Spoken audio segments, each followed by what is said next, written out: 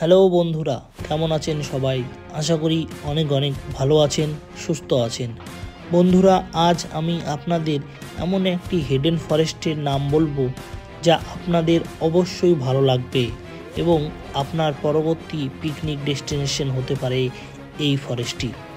বন্ধুরা, এই ফরেস্টটি গঙ্গারামপুর থেকে বালুরঘাট যাওয়ার পথে রামপুর পেরিয়ে 14 মাইলের কাছাকাছি।